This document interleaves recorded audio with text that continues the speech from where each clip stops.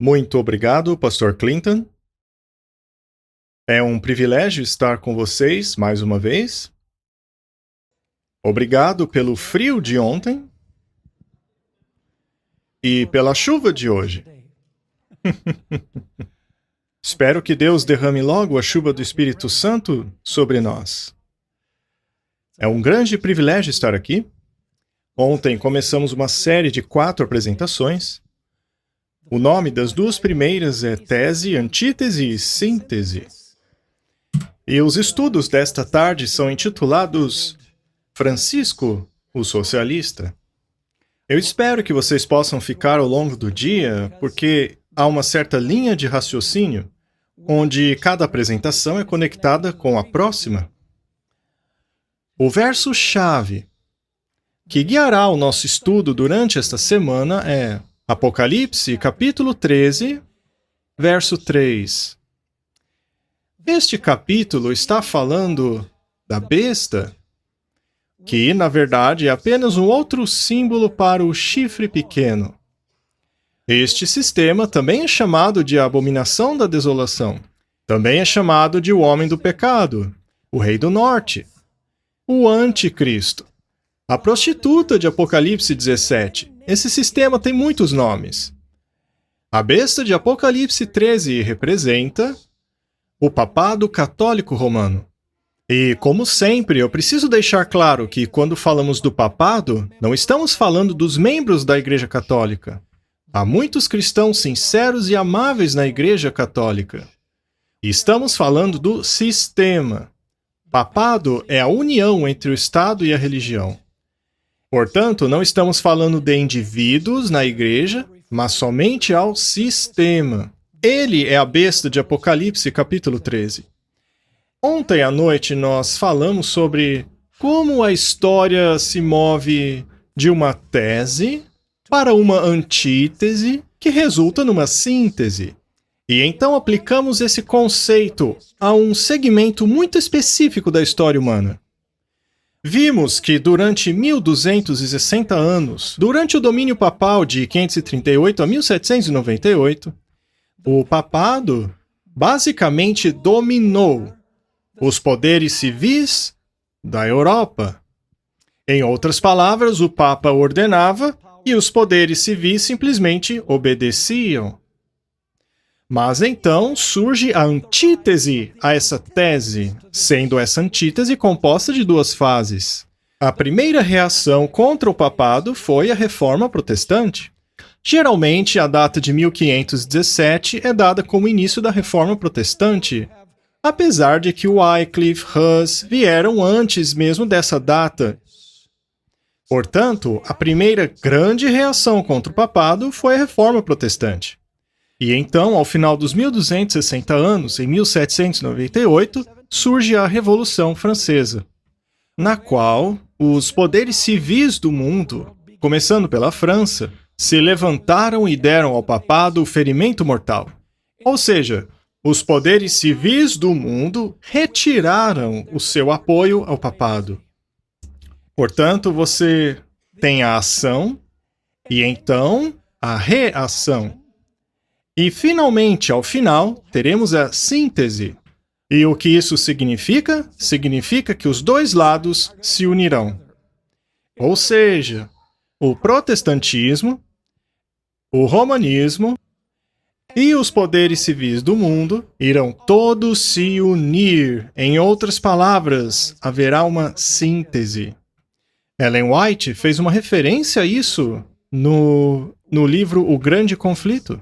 Ela diz assim: os papistas, protestantes e mundanos. Quantos personagens no conflito final? 3. Papistas, protestantes e mundanos verão neste movimento, unidos, uma maneira de se converter o mundo e assim dar início ao tão esperado milênio de paz na Terra. É assim que Ellen White descreve no Grande Conflito. O que estamos vendo no mundo hoje é a síntese entre o papado, o protestantismo apostatado e dos poderes socialistas globalistas seculares do mundo.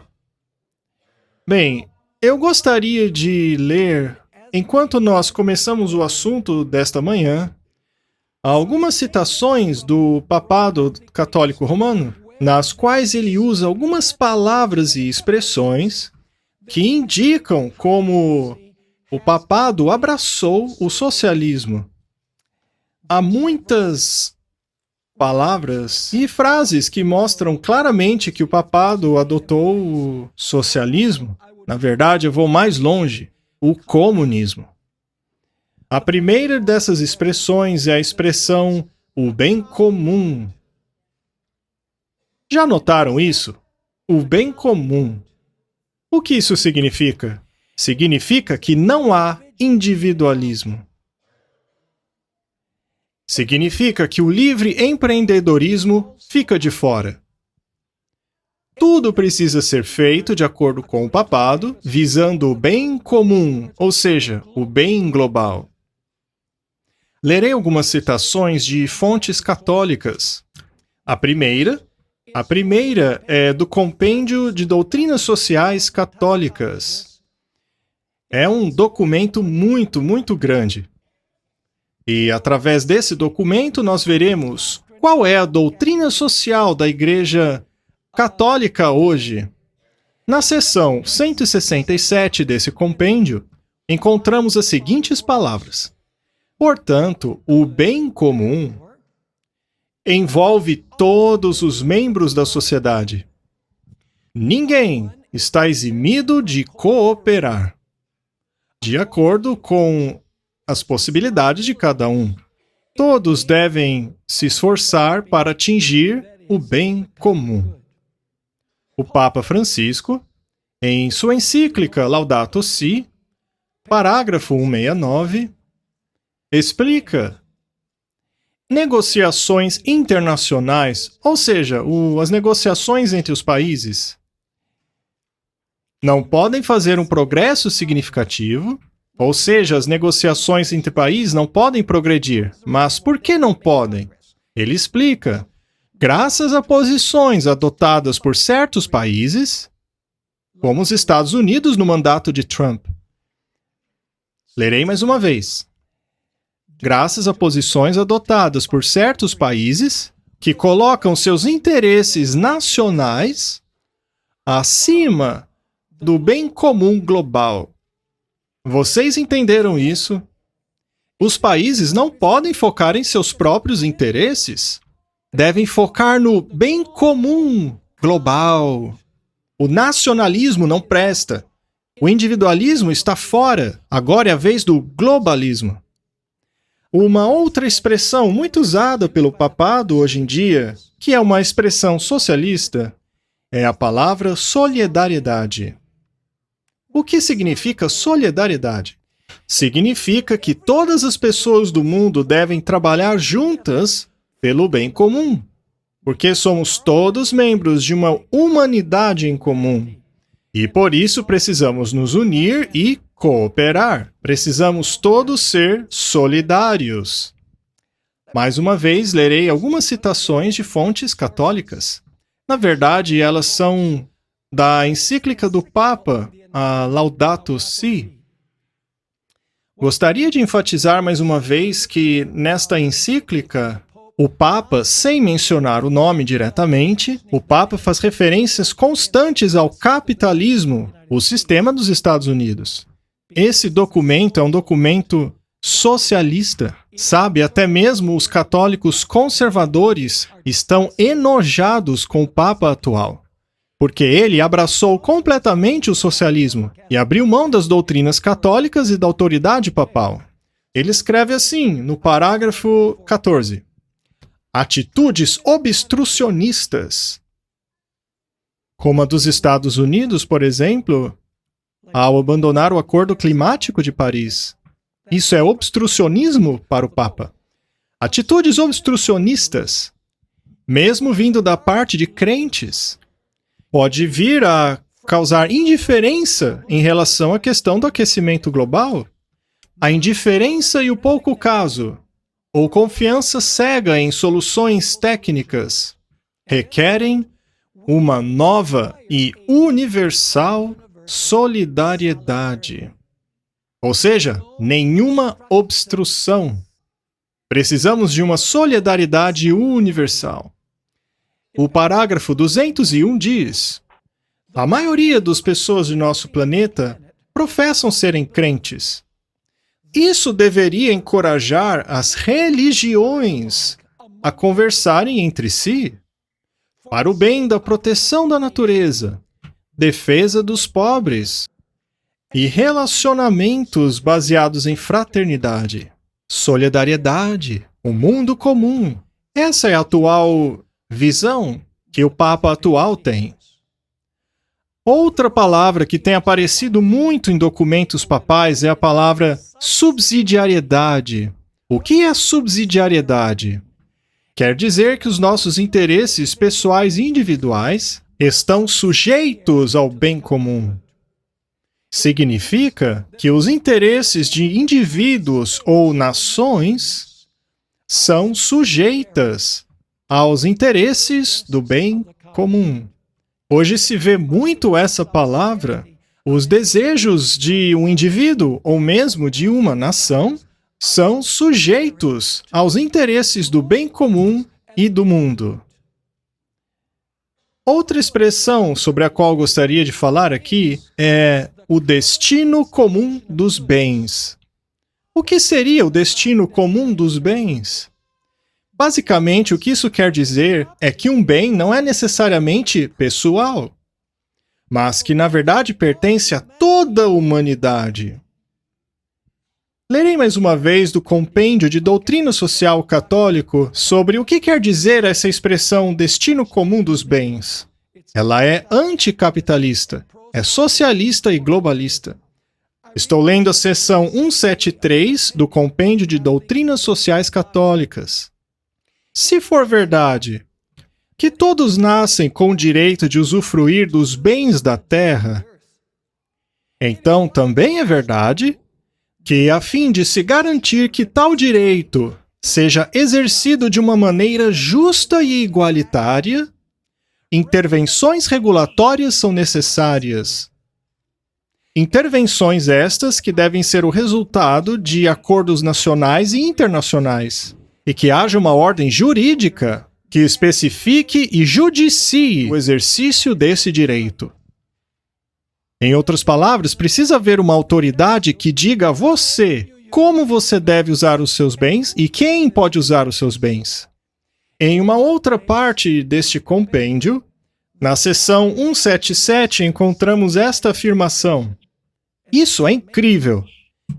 Totalmente socialista. Comunista. Vejam, não percam essa tarde, porque nela eu vou falar sobre como a Igreja Católica mudou a sua ênfase e por que fez isso. Sabe, no passado ela costumava enfatizar a autoridade da cadeira papal e a importância das doutrinas e dogmas da Igreja Católica. Mas agora, nenhuma dessas coisas são essenciais para a Igreja. Agora, o discurso deles é só sobre essas coisas aqui. Veja essa afirmação. Ensinamento oficial católico. A tradição cristã nunca reconheceu o direito de propriedade privada como absoluta e intocável. Você entendeu? É comunismo. A tradição cristã nunca reconheceu o direito à propriedade como absoluto e intocável? Muito pelo contrário. Ela sempre entendeu que esse direito da propriedade privada, dentro do contexto maior do direito comum a todos, de desfrutarem os bens da criação. O direito à propriedade privada está subordinado ao direito do uso comum, porque os bens foram feitos para todos. Seção 179.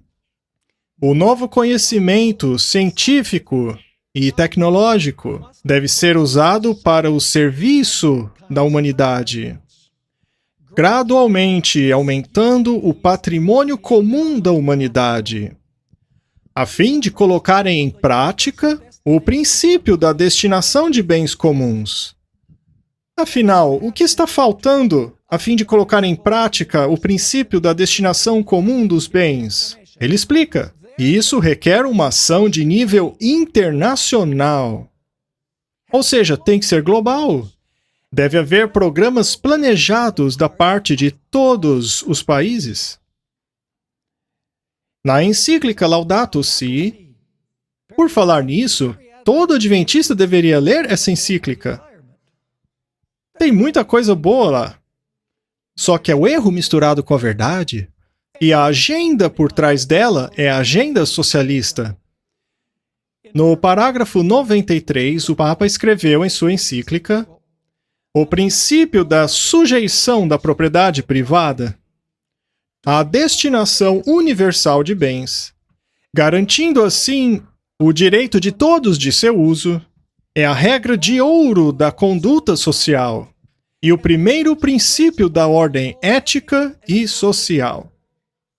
Vejam, esse é o Papa escrevendo. A tradição cristã nunca reconheceu o direito à propriedade privada como absoluta e intocável. E logo em seguida ele enfatiza o propósito social de cada propriedade privada. Ou seja, a propriedade privada não é privada, pois o que você tem é de todo mundo. Eu não sei se você sabe o que tem acontecido no Chile, mas essa é a razão pela qual... Sabe, um dos problemas dos americanos é que eles não têm notícias do mundo. Só se fala de impeachment.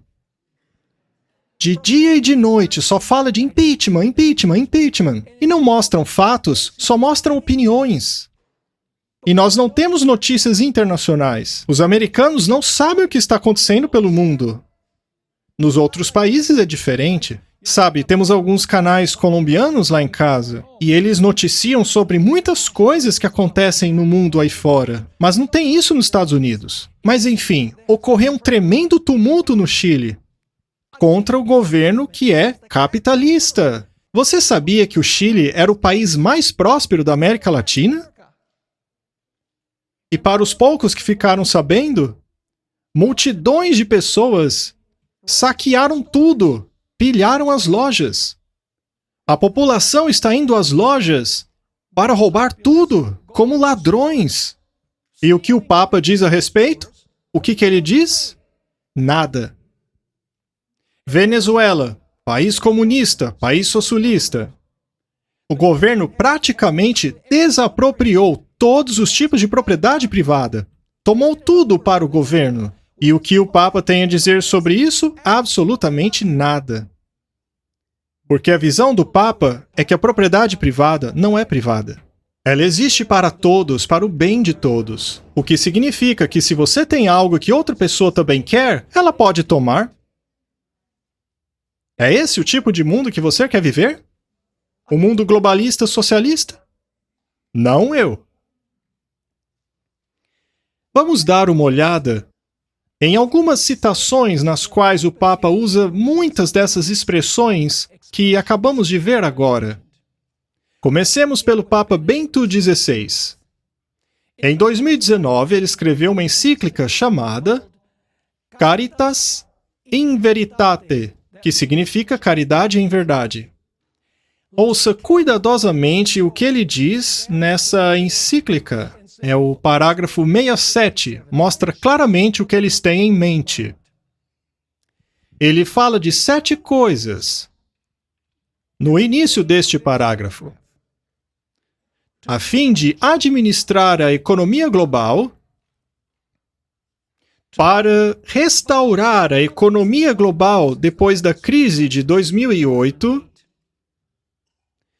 a fim de impedir a deterioração da presente crise e do grande descompasso que ela resultará, para que haja um desarmamento integral.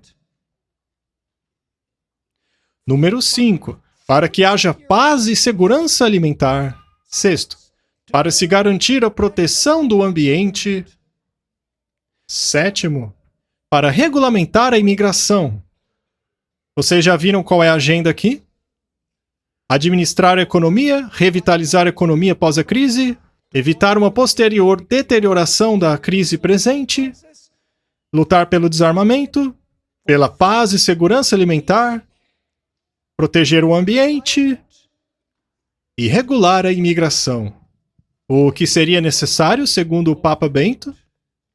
Para que tudo isso aconteça, há necessidade urgente de uma autoridade política mundial. O que é necessário para se ter todas essas coisas? Uma autoridade política mundial. Conforme o meu abençoado antecessor, Papa João XXIII, indicou há alguns anos atrás, preste atenção agora, tal autoridade mundial deveria ser regulada por lei. Essa lei se aplicaria a quantos países? Todos eles. É uma autoridade política mundial. Tal autoridade deveria ser regulada por lei. Prestem atenção. A fim de se observar consistentemente os princípios da solidariedade e da subsidiariedade. Para se estabelecer o princípio do bem comum. Mais uma vez, falando do bem comum. Para que haja um compromisso de se assegurar um autêntico desenvolvimento humano integral, inspirado pelos valores da caridade e da verdade. Preste atenção. Além disso, tal autoridade, que tipo de autoridade? Uma autoridade global. Tal autoridade precisa ser reconhecida universalmente. É investida de um poder efetivo, para assim garantir segurança a todos, zelar pela justiça e garantir os direitos. Obviamente, ela deveria ter a autoridade de exigir obediência a todas as suas resoluções e a quaisquer medidas coordenadas adotadas pelos fóruns internacionais.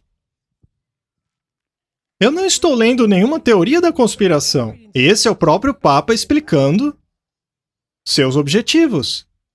Parágrafo 173 daquele compêndio diz assim: se é verdade que todos têm o direito de usufruir dos bens da terra, então também é verdade que, a fim de que esse direito seja exercido por todos de maneira igualitária, intervenções regulatórias são necessárias. Intervenções essas que seriam resultado de acordos nacionais e internacionais. E uma ordem jurídica. O que é uma ordem jurídica? Se trata do braço judiciário que impõe as leis. Continuando. Uma ordem jurídica que julgue e garanta o exercício deste direito. Mas a pergunta é, o Papa Bento se referia a qual autoridade?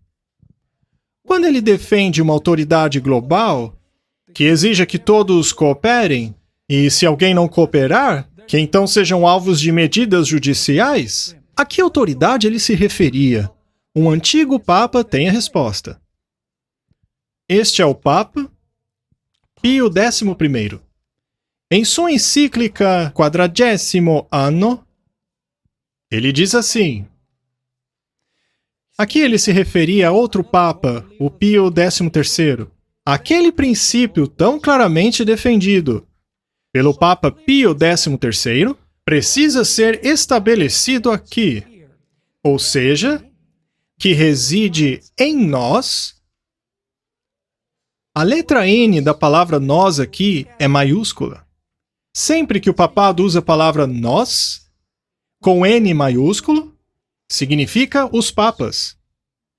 Então, o que ele está dizendo é o seguinte: reside em nós, os papas, o direito e dever de falarmos com autoridade suprema a respeito de assuntos sociais e econômicos. Então, cabe a quem o direito de falar com autoridade suprema a respeito de assuntos sociais e econômicos? Que autoridade seria essa? Ao Papa. Em 1967, um jornalista e uma filósofa de direitos autorais de Hollywood, Ayn Rand, escreveu o seguinte, e ela parece uma adventista aqui. Ela conseguia ver quais eram os objetivos do Papa.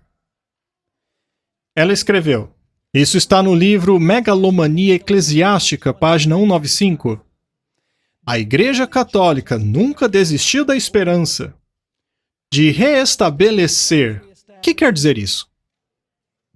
Não se pode estabelecer algo que já está estabelecido. Portanto, o estabelecimento deles foi perdido em algum ponto. A Igreja Católica nunca perdeu a sua esperança de reestabelecer a união medieval entre Estado e Igreja, na qual um Estado global e uma Igreja global é o seu grande objetivo. O Estado religioso romano, essa é na verdade mais uma expressão que descreve o papado. O Estado religioso romano é híbrido. É um monstro de poder político e religioso. Sua visão política é totalitária. E sempre que tem oportunidade de aplicar os seus princípios, o resultado tem sido repreensão sangrenta. Se, nos últimos 30 anos, ela escreveu isso aqui em 67, se nos últimos 30 anos o papado suavizou o seu discurso de autoridade suprema e irrestrita e tem assassinado menos pessoas do que antigamente, não é porque houve uma mudança em suas ideias e conceitos, mas uma mudança nas circunstâncias. Porque ele sofreu uma ferida mortal. E então ela escreveu isso aqui, e essa é a parte que parece adventismo. O Estado religioso romano, durante o século XX, porém, é uma instituição se recuperando de uma ferida mortal. Essa mulher provavelmente nunca leu Apocalipse 13. Era uma pessoa super secular. E ainda assim ela diz: o Estado religioso romano do século XX é uma instituição que está se recuperando de uma ferida mortal. E então ela escreve: se e quando. Como adventistas, sabemos que não é se. Mas enfim, se e quando ele recuperar. O que isso quer dizer? Não se pode recuperar algo que nunca se perdeu.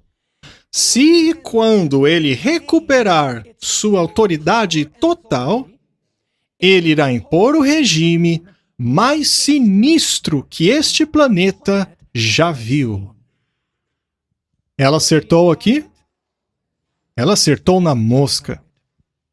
Portanto, qual é a agenda do papado em relação às nações do mundo? Será que as Nações Unidas são uma organização socialista? Sempre que os Estados Unidos, um país capitalista, sugere alguma coisa, as nações do mundo, com exceção de um ou outro como Israel, acabam vetando.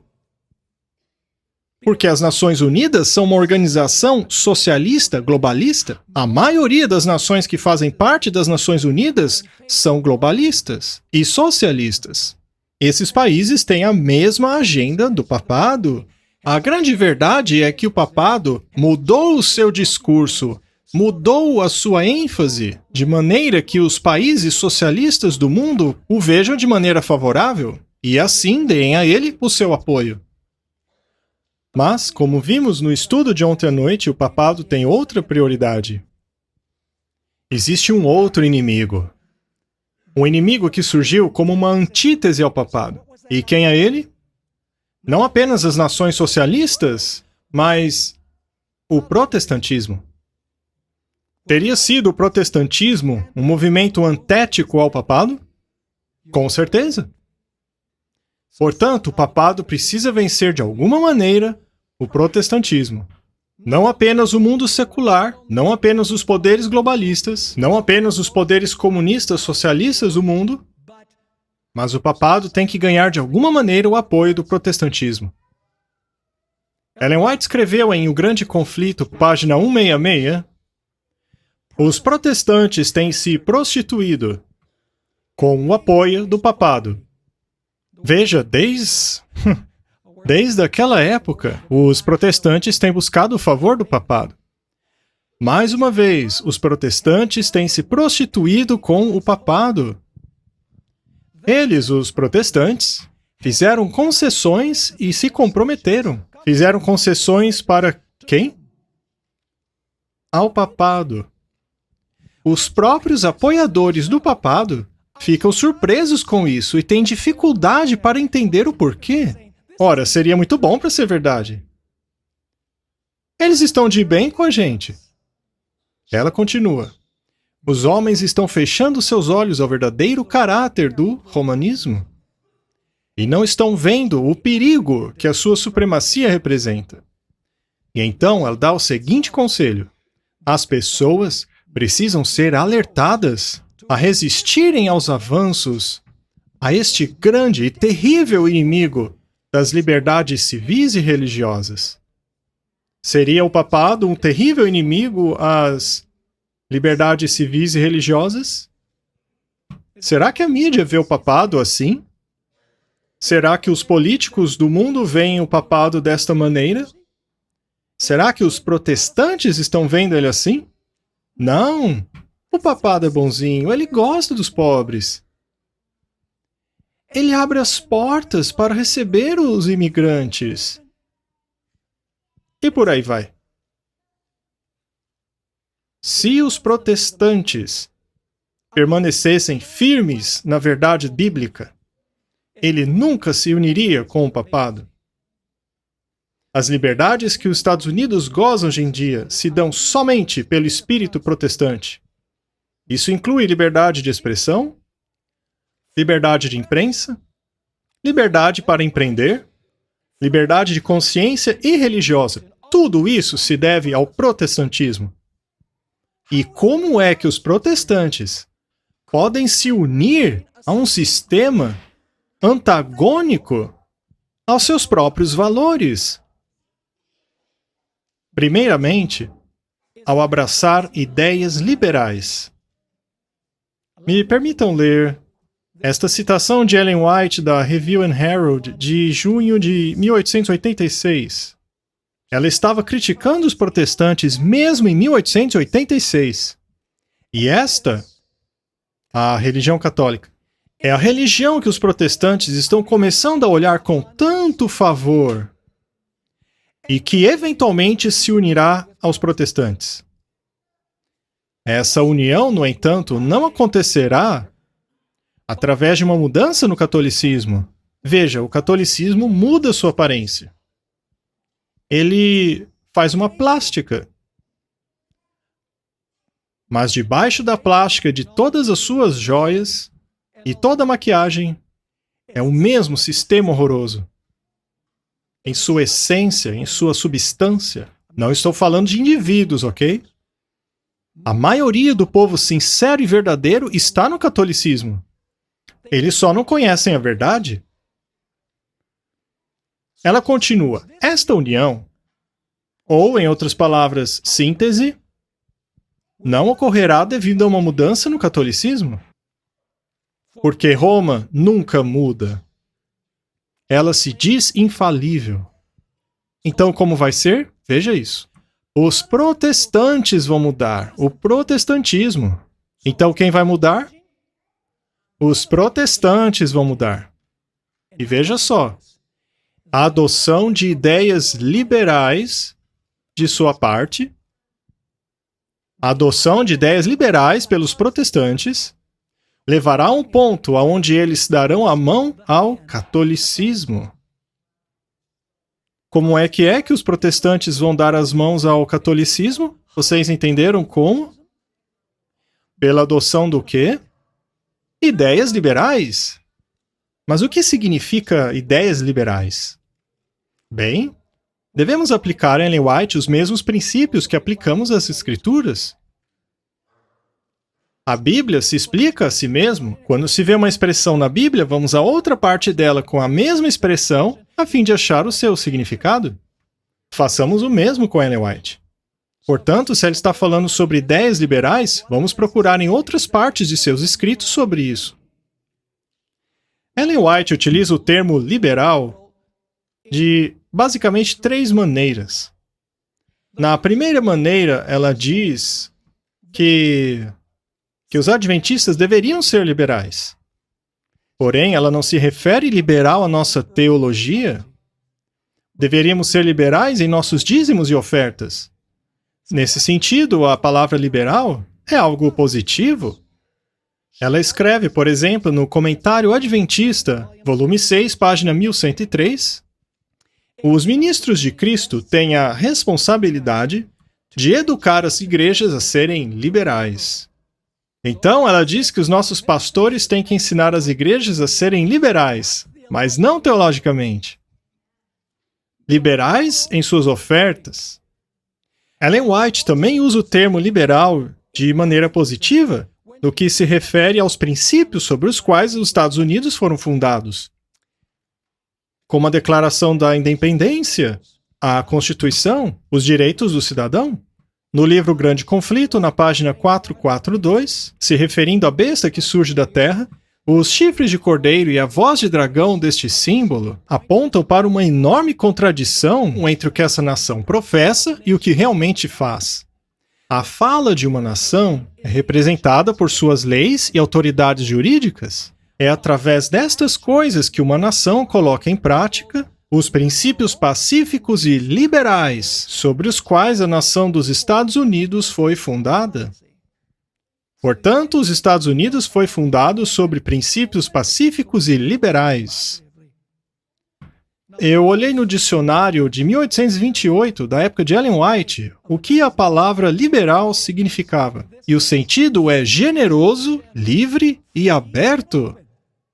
Os princípios da América são generosos, livres e abertos. Claro que são, e nesse sentido o liberalismo é bom. No entanto, Ellen White também usa a palavra liberal de uma maneira negativa. Permitam-me ler algumas citações. Ministry of Healing, página 129. O progresso da reforma depende do reconhecimento claro de uma verdade fundamental. A verdade fundamental é necessária. Ela continua. Enquanto, por um lado, o perigo espreita em uma filosofia tacanha e uma ortodoxia fria. Em outras palavras, ela está dizendo que em um lado da moeda está a ortodoxia fria, ou seja, doutrina dura, doutrina intransigente, ortodoxa. Esse é um extremo. Mas ela diz, e por outro lado, há o grande perigo do liberalismo irresponsável.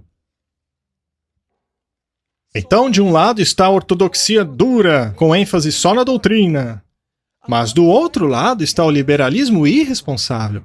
Ou seja, existe o risco de sermos flexíveis demais quanto à teologia. Ela escreveu no volume 20 de seus manuscritos: os pecadores estão reclamando constantemente. Vocês são muito duros, muito restritos. Liberalismo! Exigem os pecadores. O que os pecadores querem? Liberalismo. Liberalismo. Para longe de nós, com as exigências da lei. A religião de Cristo, dizem eles, é muito difícil. Não posso ser cristão, pois ela exige muito de mim. Então, o que liberalismo significa quando ela usa negativamente? Basicamente, significa flexibilidade teológica. Não foque nas doutrinas. Deixe as pessoas acreditarem no que elas querem. Vivemos num tempo de pluralismo, diversidade, inclusividade. Não se importando assim com as doutrinas e normas bíblicas. E isto também inclui acomodar o relato da criação, a teoria da evolução, sobre a qual falaremos mais tarde. Portanto, a primeira maneira através da qual o protestantismo abraçará o catolicismo é através do quê? Ideias liberais, inclusividade, pluralismo, diversidade. Mas há uma segunda maneira através da qual o protestantismo se unirá ao papado. Ellen White, no livro Grande Conflito, página 571, escreveu assim: enquanto os protestantes têm buscado o favor do mundo, o que eles estão fazendo? Buscando o favor do mundo? Para você constatar isso, basta ligar a televisão no domingo de manhã e assistir àqueles grandes, famosos pregadores evangélicos. Percebam que eles pregam coisas contra as quais o mundo não se opõe. Eles não querem arrumar confusão. Enquanto as igrejas protestantes têm buscado o favor do mundo, agora preste atenção, falsa caridade tem cegado seus olhos. O que é que cegou os olhos do protestante enquanto tem buscado o favor do mundo? Na verdade, o que significa que os protestantes querem o favor do mundo? Eles querem que o mundo faça o quê? Goste deles. Sim. Que o mundo se sinta confortável com eles. Enquanto os protestantes têm buscado o favor do mundo, a falsa caridade tem cegado seus olhos. Bem, se há falsa caridade, então existe o quê? Uma verdadeira. Ela continua. Eles não percebem que assim acreditam que o mal é bom? Como assim acreditar que o mal é bom? Por exemplo, achar que o casamento gay é bom? Que não há problema com pastores gays? Que não há problema com o aborto? Que a teologia da prosperidade é ok? Que a eutanásia é ok? Veja bem, não contrarie esses pontos, porque o mundo não gosta. Vamos nos adaptar ao mundo. Portanto, eles não percebem, mas acabam acreditando que o mal é bom. E, como resultado disso, acabarão achando que o bem é mal. Me permitam ler algumas citações nas quais Ellen White fala sobre caridade falsa e verdadeira. Conselhos para os nossos ministros, escrito em 1892. A piedade bíblica não é sentimentalismo. Vocês sabem o que é sentimentalismo? Ah, vamos ficar de bem. Vamos nos sentir bem um com o outro. Esqueça as doutrinas. Elas são duras. São áridas.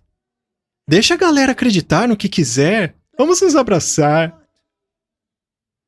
De novo, a caridade bíblica não é sentimentalismo, mas é o amor em ação. É curar os feridos dentro do meu povo. Porque dizer apenas paz, paz, quando não há paz, hoje é chamado de caridade. O que é chamado de caridade? Paz, paz. Tá tudo bem. E ela continua, a unirem-se uns aos outros. Isso é humanismo. A unirem-se uns aos outros, a fim de chamar ao pecado santo e verdadeiro. Também é chamado de caridade. Então, todo mundo reunido, todo mundo juntinho, em diversidade, a fim de chamar ao pecado como santo e verdadeiro. Chamam isso de caridade. Ela diz, porém, que isso é uma contrafação. O que é uma contrafação? Reunirem-se todos, unirem-se todos para chamar ao pecado de santo e verdadeiro. Ela continua. Aqueles que encobrem o pecado com falsa caridade. Ah, agora descobrimos o que é falsa caridade. Aqueles que encobrem o pecado com falsa caridade dizem ao pecador: vai ficar tudo bem. A caridade verdadeira odeia o pecado, mas ama o pecador. E, portanto, o alertará do perigo. E apontará a ele o Cordeiro de Deus que salva o mundo do pecado. Mais uma vez, a caridade odeia o pecado, mas ama o pecador. E o alertará sobre o perigo, e apontará ao Cordeiro de Deus que tira o pecado do mundo. No livro Patriarcas e Profetas, página 675, no trabalho da reforma que deve ser levado adiante hoje, há a necessidade de homens que, como Esdras e Neemias, não aliviarão ou desculparão o pecado, e jamais deixarão de vindicar a honra de Deus. Aqueles sobre os quais jaz o fardo desse trabalho não ficarão em paz ao testemunharem o mal, e tampouco cobrirão o pecado com um falso manto de caridade. E o que é que o protestantismo tem feito? Falsa caridade. Eles querem que o mundo goste deles. E é claro, quando você repreende o pecado, o que acontece? Há uma reação oposta. Mais uma citação, Atos dos Apóstolos, página 554. Se escuta de todos os lados: precisamos ser caridosos, principalmente daqueles que professam ser santos. No entanto, a verdadeira caridade é muito pura para cobrir um pecado não confessado. Enquanto devemos amar as almas por quem Cristo morreu, não podemos nos comprometer com o mal. Não podemos nos unir aos rebeldes e chamar isso de caridade. Deus chama o seu povo nesta era a permanecer firme pelo que é certo e permanecermos inabaláveis, assim como o apóstolo João, em oposição àquilo que destrói as almas dos homens. Ela é bem clara, não é? Mas há ainda uma terceira maneira através da qual o protestantismo se unirá ao papado. Os dois se unirão através de pontos comuns de doutrina. Me permitam ler algumas citações dos escritos de Ellen White. O Grande Conflito, 444. A vasta diversidade de crenças em meio às igrejas protestantes é atribuída por muitos como a prova definitiva de que é impossível atingir a uniformidade entre elas. No entanto, já por muitos anos, nas igrejas protestantes, tem havido um forte e crescente sentimento, preste atenção agora, em favor de uma união em torno de pontos comuns de doutrina. Mas o que precisa acontecer para que elas se unam em torno de pontos comuns de doutrina? Para que essa união seja atingida, é necessário abrir-se mão daqueles pontos em que elas não concordam, mesmo que esses pontos sejam muito importantes dentro da Bíblia. Em outras palavras, fale apenas daquilo que nos une, não daquilo que nos divide. Na próxima página, 445, ela diz: quando as principais igrejas dos Estados Unidos se unirem em torno dessas doutrinas que, de acordo com elas, são pontos em comum, ela então influenciará o Estado a impor os seus decretos e apoiar as suas instituições. E então a América protestante terá formado a imagem da hierarquia papal. E quando isto acontecer, a aplicação de penalidades civis aos dissidentes será inevitável. Muito bem. Quais são as doutrinas que as igrejas protestantes têm em comum com a Igreja Católica? Você acha que eles vão discutir sobre batismo de bebês? Não, isso é muito controverso. E quanto à confissão de pecados a padres? Não, muito controverso. E quanto à transubstanciação, na qual eles creem que estão de fato comendo a carne de Jesus? Não, muito controverso. Há duas doutrinas que o papado e os protestantes têm em comum. E essas doutrinas são a santidade do domingo e a imortalidade da alma.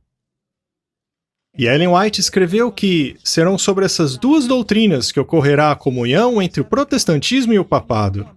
Por falar nisso, foram os protestantes que se separaram do papado. Tanto é que o papado chama essas igrejas de as filhas extraviadas. Mas, infelizmente, quando essas filhas saíram de casa, elas não cortaram completamente os laços com a mãe. Portanto, o protestantismo acabará voltando para ela, a sua mãe. Agora, a maior parte do protestantismo hoje abandonou a Bíblia como a sua única norma da verdade. O protestantismo se tornou liberal, politicamente correto, definindo aquilo que é errado não mais à luz da Bíblia, mas à luz da tradição. Aquilo que o papado fez no passado durante os 1260 anos ao proibir a Bíblia, ele o faz hoje ao diminuir a autoridade da Bíblia. Me permitam ler algumas citações de Ellen White. Elas são um pouco longas, mas elas comparam o que o papado fez com a Bíblia no passado e o que está fazendo hoje. A nossa autoridade é este livro. Mas se a nossa autoridade vira a cultura, sentimentos, tradição, ou qualquer outra coisa, a gente já era. Devemos nos firmar neste livro. Veja o que ela diz a respeito do papado ter proibido a Bíblia por 1260 anos. O Grande Conflito, página 51. Satanás sabia muito bem que as Escrituras abririam os olhos dos homens e os protegeria de seu poder. Até mesmo o Salvador do mundo foi protegido pelas palavras das Escrituras.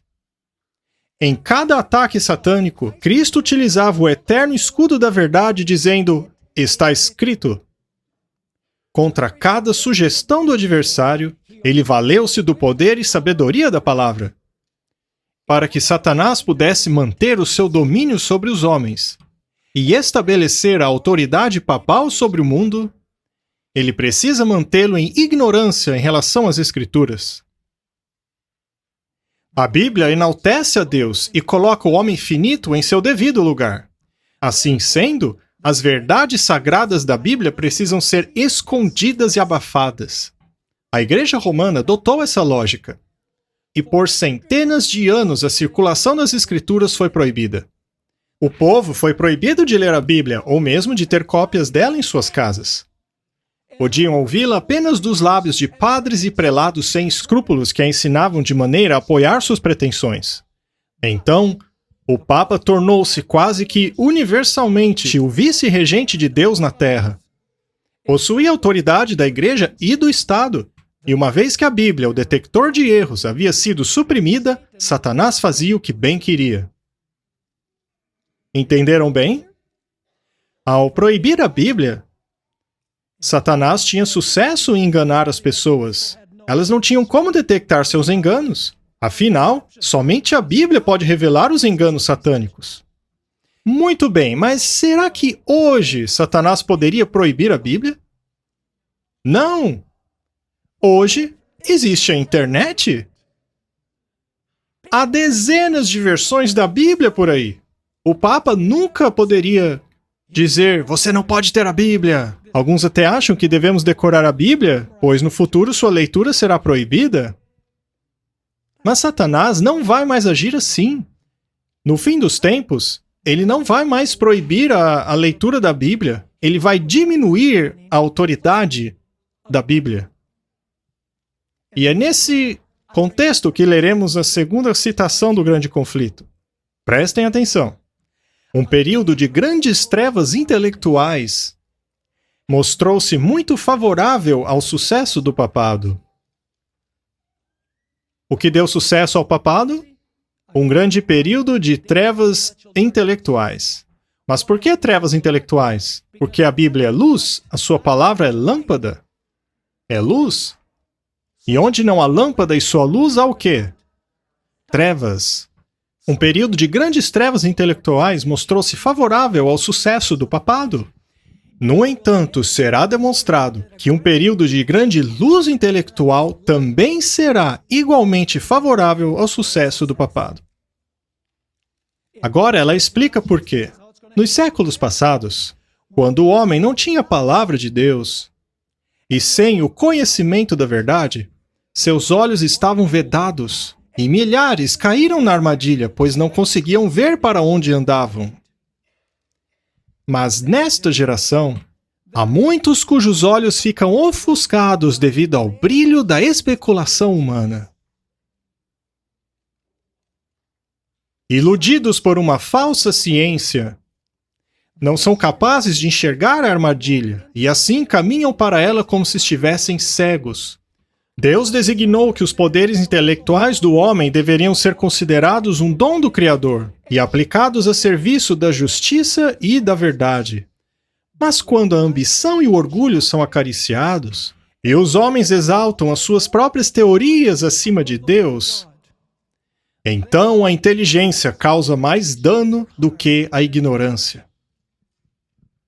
Isso aqui é sério. Portanto, a falsa ciência dos dias de hoje. Prestem atenção. Portanto, a falsa ciência dos dias de hoje, que diminui a fé na Bíblia, se mostrará de maior sucesso ao preparar o caminho para a aceitação do papado em suas atraentes formas do que fez a privação do conhecimento no passado, ao abrir caminho para o seu engrandecimento na Idade Média. Diminuir a autoridade da Bíblia surte o mesmo efeito que proibi-la. Porque os seres humanos se consideram mais inteligentes do que a Bíblia. Como veremos nessa tarde, o papado aceitou completamente a teoria da evolução. O Papa Francisco disse que o relato da criação em Gênesis é apenas simbólico, que o universo surgiu através do Big Bang, há 13,8 bilhão de anos atrás. Porque, afinal, quem acreditaria que Deus teria poder para criar tudo em 6 dias, não é mesmo? Essa ideia é inaceitável no mundo de sofisticação que vivemos hoje. Agora, gostaria de ler mais 2 citações antes de concluir essa mensagem. Nesta tarde, nós exploraremos como o papado tem mudado o seu discurso e por quê. Ellen White escreveu o seguinte no livro O Grande Conflito: as igrejas protestantes estão em grandes trevas. Os protestantes estão em quê? Grandes trevas. Do contrário, discerniriam os sinais dos tempos. Os planos e modos de operação da Igreja Romana alcançam longe. Ela está fazendo de tudo para aumentar a sua influência e poder. Está se preparando para uma grande batalha a fim de reconquistar o seu poder sobre a terra, a fim de reacender a perseguição e desfazer tudo o que o protestantismo fez. O catolicismo está ganhando terreno por todos os lados. Veja o aumento de suas igrejas e capelas nos países protestantes. Note a popularidade de seus seminários na América, tão largamente apoiados pelos protestantes. Veja o crescente ritualismo na Inglaterra e a deserção dos protestantes para a Igreja Católica. Todas essas coisas deveriam preocupar aqueles que zelam pelos puros princípios do Evangelho. Antes de concluir, eu gostaria de mencionar apenas mais uma citação de Ellen White.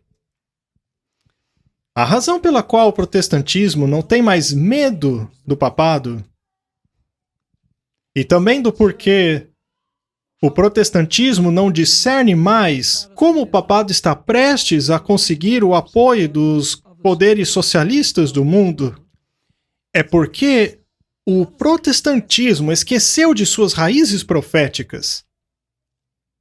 Veja, os reformadores não tinham dúvida que o papado era o anticristo. Eles nunca se uniriam ao papado. Eles estudavam as profecias. Eles sabiam que o chifre pequeno, o homem do pecado, a prostituta de Apocalipse 17, era o papado. Porém, 2 acadêmicos católicos, um pelo nome de Luís Casas, logo após a Reforma Protestante, inventou uma nova maneira de se interpretar as profecias chamada de preterismo. É a ideia de que as profecias sobre o anticristo aconteceram no passado, em um indivíduo chamado Antíoco Epifânio, que viveu mais de 100 anos antes de Cristo, e que as profecias em relação à besta se cumpriram nos imperadores romanos, que a besta de Apocalipse 13 foi o Nero, e os protestantes liberais engoliram o preterismo. Os protestantes liberais normalmente são chamados de unidos. Metodistas unidos, presbiterianos unidos, luteranos unidos, Igreja Unida de Cristo. Toda essa ala liberal dos protestantes são preteristas. Eles creem que as profecias do anticristo foram cumpridas com Antíoco Epifânio, os imperadores romanos e que a besta de Apocalipse 13 foi Nero. As profecias são só história. Mas os protestantes conservadores, pentecostais, evangélicos, adotaram um outro método, também criado por um outro estudioso católico de nome Francisco Rivera. Ele inventou o futurismo. É a ideia de que as profecias do anticristo ainda não se cumpriram. Que bem no fim dos tempos, um homem muito malvado se levantará, que é o anticristo.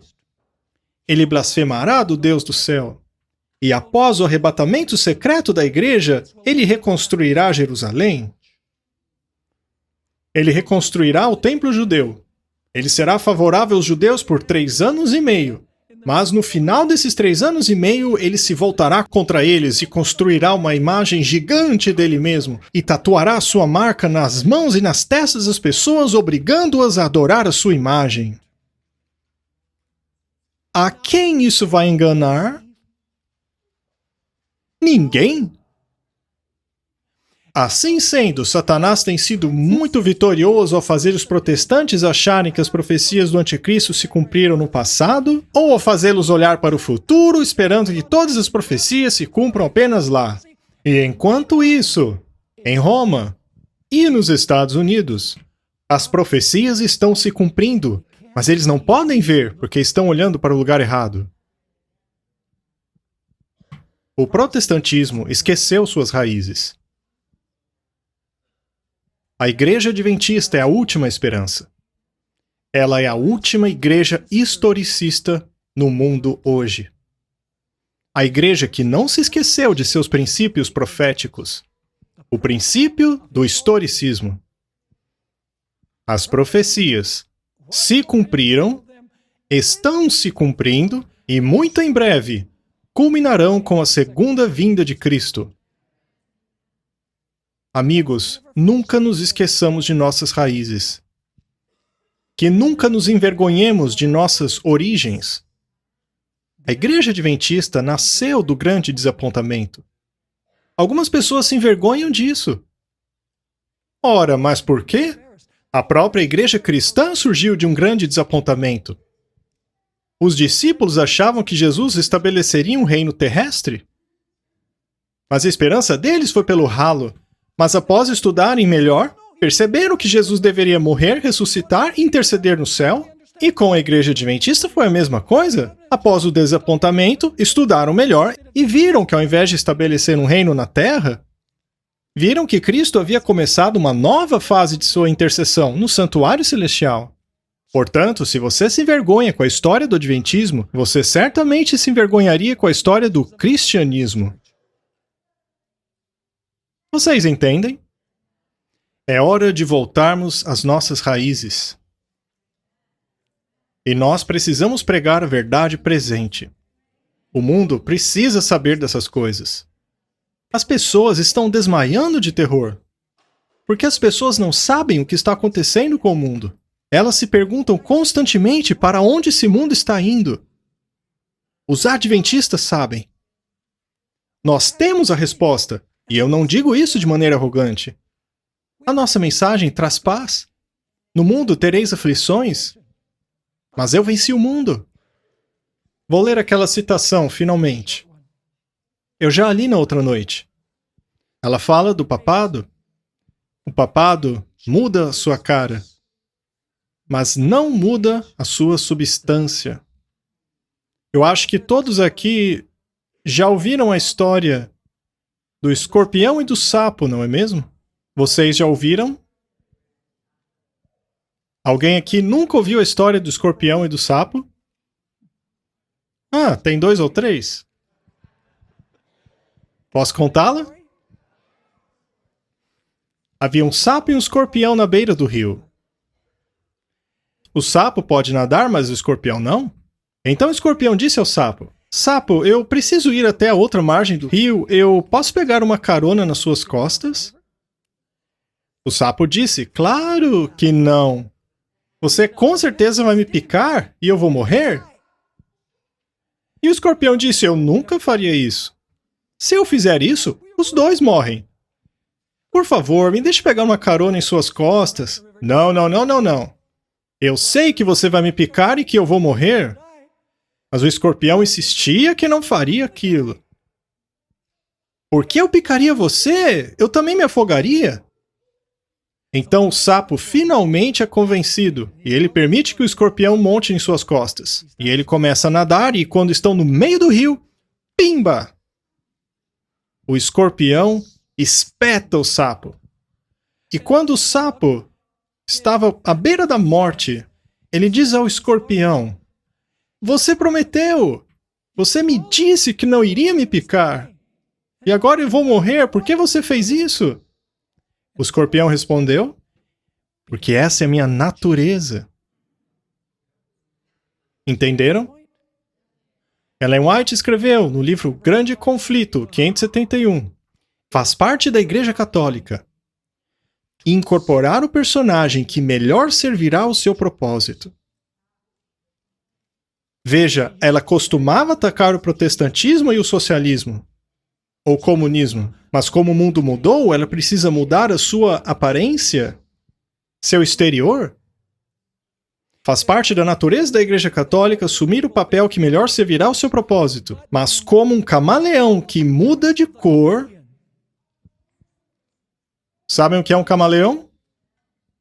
É um lagarto que muda sua cor de acordo com o ambiente em que ele está. Camuflagem?